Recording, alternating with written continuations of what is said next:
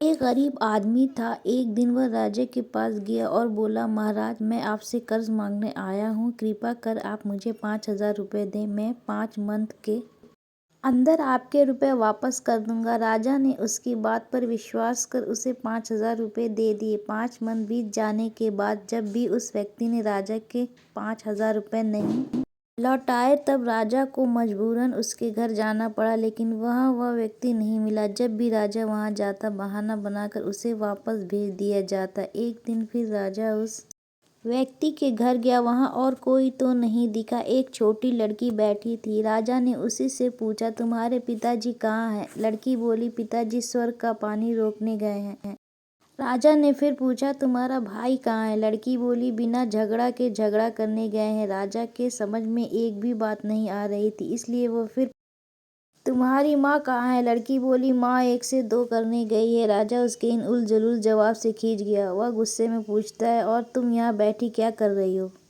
लड़की हंसकर बोली, मैं घर बैठे संसार देख रही हूँ। राजा समझ गया कि लड़की उसकी किसी भी बात का सीधा जवाब नहीं देगी, इसलिए उसे अब इससे इन बातों का मतलब जानने के लिए प्यार से बतियाना पड़ेगा। राजा ने चेहरे पर प्यार से मुस्कान लाकर पूछा, बेटी, तुमने जो अभी अभी मेरे सवालों के जवाब दिए, उनका मतलब क्या है? मैं तुम्हारी एक भी बात का मतलब नहीं समझ सका। तुम मुझे सीधे सीधे उनका मतलब समझाओ। लड़की ने भी मुस्कुरा कर पूछा, अगर मैं सभी बातों का मतलब समझा दूं तो आप मुझे क्या देंगे? राजा के मन में सारी बातों को जानने की तीव्र उत्कंठा थी। वो बोला, जो मांगेगी वही दूंगा। तब लड़की बोली, आप मेरे पिताजी का सारा कर्ज माफ कर देंगे तो मैं आपको सारी बातों का अर्थ बता दूंगी। राजा ने कहा, ठीक है, मैं तुम्हारे पिताजी का सारा कर्ज माफ कर दूंगा। अब तो सारी बातों का अर्थ समझा दो। लड़की बोली, महाराज, आज मैं आपको सारी बातों का अर्थ नहीं समझा सकती।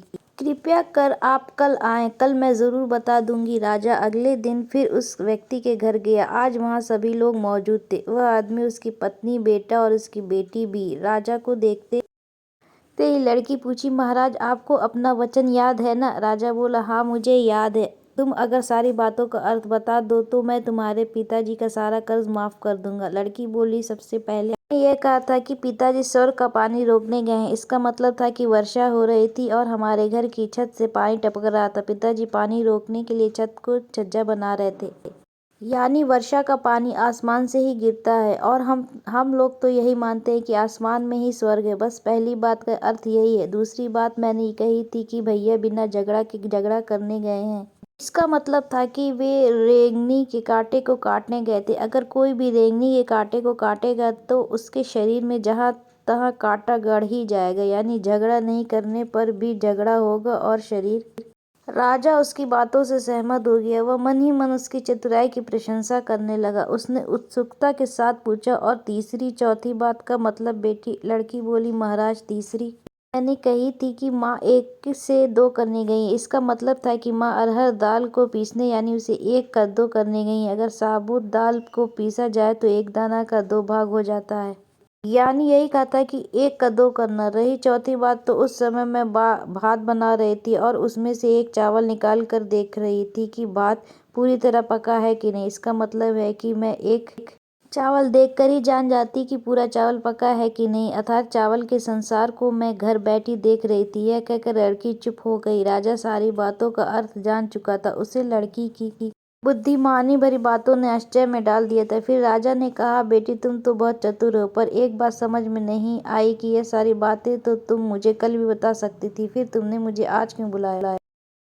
लड़की हंसकर बोली, मैं तो बता ही चुकी हूँ कि कल जब आप आए थे तो मैं भात बना रही थी। अगर मैं आपको अपनी बातों का मतलब समझाने लगती तो बात गीला हो जाता या जल जाता, तो माँ मुझे ज़रूर पीटती। फिर घर में कल कोई भी नहीं था। अगर मैं इनको बताती कि आपने कर्ज माफ़ कर दिया है तो ये मेरी बात का विश्वास नहीं करते। आज स्वयं आपके मुंह से सुनकर कि आपने कर्ज माफ़ कर दिया है, जहाँ इन्हें इसका विश्वास हो जाएगा वहीं खुशी भी होगी। राजा लड़की की बात सुनकर बहुत ही प्रसन्न हुआ। उसने अपने गले से मोतियों की माला निकाल उसे देते हुए कहा, बेटी, ये लो अपनी चतुराई का पुरस्कार। तुम्हारे पिताजी का कर्ज तो मैं माफ कर ही चुका हूँ। अब तुम्हें या तुम्हारे घर वालों को मुझसे बहाना नहीं बनाना पड़ेगा।